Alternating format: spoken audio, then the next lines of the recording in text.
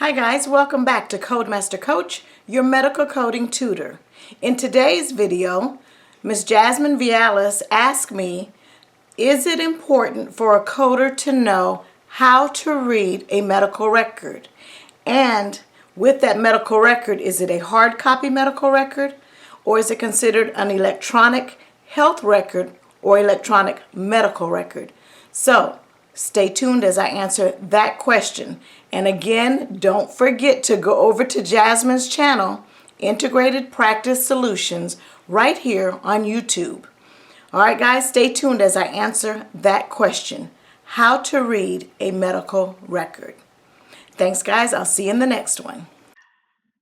Okay, so do we have to know how to read a medical record or a doctor's report in order to be a coder, and why? I think that's something you'll learn with any organization that you go into.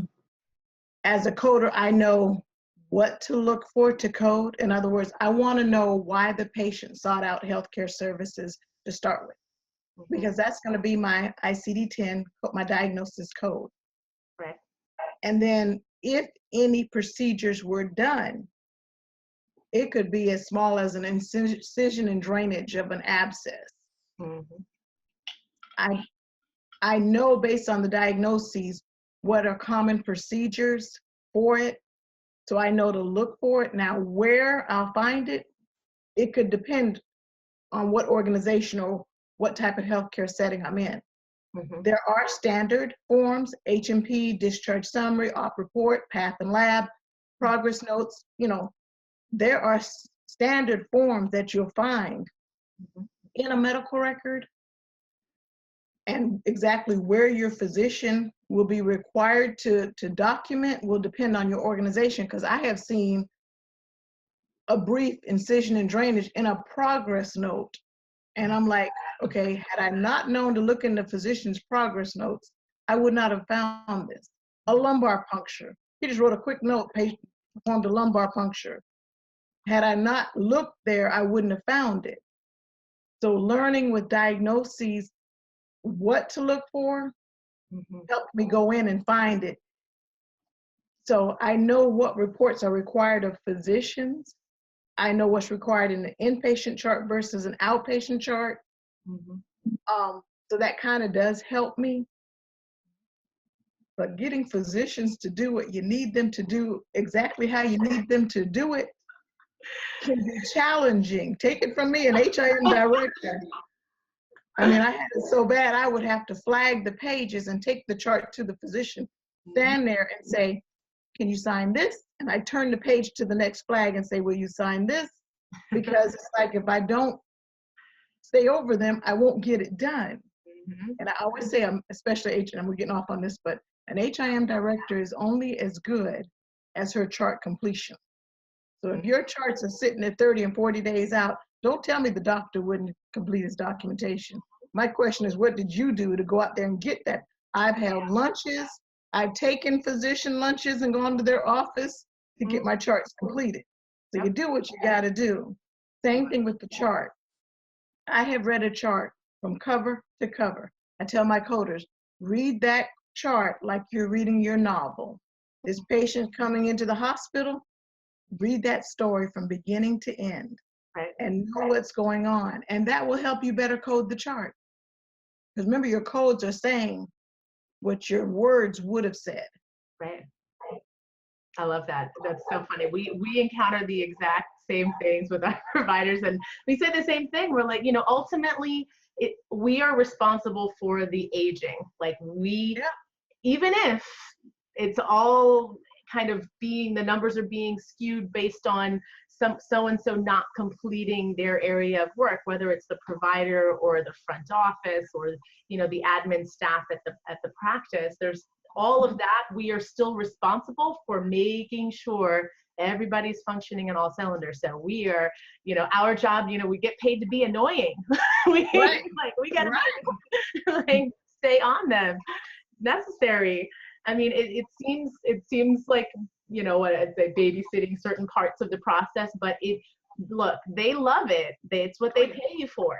That's right. What job. That's what your job is, you know, and even though it's a, you know, it might seem like a nuisance at the moment because their mind is on their patient or doing whatever, you know, they're in the middle of doing. It's something that they will appreciate when they know Right. that you coded it properly, when they know that, you know, for us, the claim is created and it's submitted timely and they're getting paid for the services that they've spent so much time on. Yeah, Right. that's I great. agree. I love that. All right, I want to ask you one more topic as it relates to the EHR. So you mentioned that it's tricky to make sure that the doctors are putting things in the right places. Would you say that EHR helps that process a bit? Having an EHR system that maybe gives them a sense of direction on where certain elements need to be. So like if you just lab and path, you mentioned just having those reports maybe being in the right place, or you know, just different types of progress notes being in the proper place versus appearing in in any sort of you know, misfiled area, or you know, on the paper documentation side. I can imagine that when we had you know, you remember the charts would have all the different tabs. I'm sure, you know, a lot of practices still have lots of, yes. So when they would have all the different tabs and making sure the person who was filing the chart away, or that the provider wrote it in the right place, you know, that chart auditor who would be reviewing that information, if they have that person hopefully on file, on staff, does an EHR help to make that process or improve that process? Do you think that it's done a decent job at kind of making that better? Yes. EHR, if we could have a complete EHR, not the hybrid, because we're still seeing a lot of physician documentation in writing, but yet the lab work and the path and all of those are electronically driven. Mm-hmm. If we could have, in other EHR, EMR is going to take us a long way, because everything we're going to need will be in that one location on that patient's chart, where right now you have half the chart on the floor, half the chart, you know. Right. So yeah, I think the EHR is going to help us out a whole lot. Mm-hmm. I I love would that. agree. Yeah. I would agree. I think, and I would say the same thing about the system, you know, having a provider's office or an organization that makes the shift, like even if it's 85 to 90% of the practice, it That leaps makes a and big, yep, bounds. Leaps and big bounds. difference. Yeah, because they think, oh, well, we shifted to EHR. And then you're like, wait a second, but what is she doing over there with those pieces of paper? And so wait, Yep. I just watched her write a referral out. You know, there's all these pieces that they're like, wait, what about that stuff? Technically, that's Yeah. not using your EHR in the way that Right. that you initially, you know, decided that it was going to benefit the practice. And you know, I understand, you know, having been in healthcare for a long time, I know that you can attest this. There's this comforts of knowing, you know, how to control these pieces. Like I had a dentist appointment with my son this morning, and they're such a great office, and you know, they've got all this great technology, but they handed me the form, and we've all been patients, but my son hasn't gone there to that practice yet. And they handed me this form. It's just an intake form, but these little fields, like put in the date of birth and put in your phone number, and it's itty bitty fields. I'm like, what is one doing with this? Like, how am I supposed, where can I actually fit the address? Like, I can't write the address on that little field. But so all of this great technology that they have at the practice, and then they have these old forms that nobody's decided to redo or change or improve in any kind of way. And you know, I get it. It's a comfort thing. It's like, well, it works for what we need it to work for, and it has for so long. You know, why not? Why change it? Versus the whole push between EMR and EHR was kind of a requirement for a lot of the doctors. You know, it was with the incentive and the penalties starting to pop up for the providers and organizations.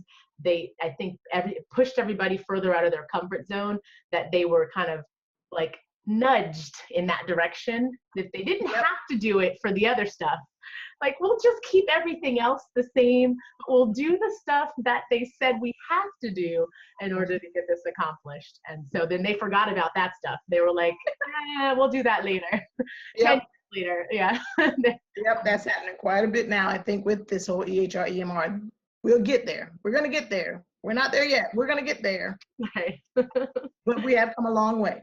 Yep. No, it's good. It's true. It's so true. And in a quick time, I mean, I would say it's happened fairly quickly. Just still a long way to go, just to make sure everybody's comfortable with how to fully use the technology the way it was meant, created to, and to also have a technology that does a great job to make the doctors' lives easier, because that's the hard. I know that's everybody's pain point. The doctors are always, having trouble just getting the notes done because it's such a huge commitment, and some of them aren't comfortable with using the EHR, the technology, and so it takes even more time than what they are used to on paper, and so it's getting accustomed to those limitations there, and then just having them feel good about being able to complete the notes and not feel like resentful that it's taking as much time, because a lot of them get frustrated that it's, this is all I do is documentation all day. We hear that complaint constantly. So Yep.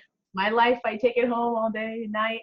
That's what I love about coding. I sit there and code my charts and then cut off. Yeah, we got that direct lifeline to them. So, all right.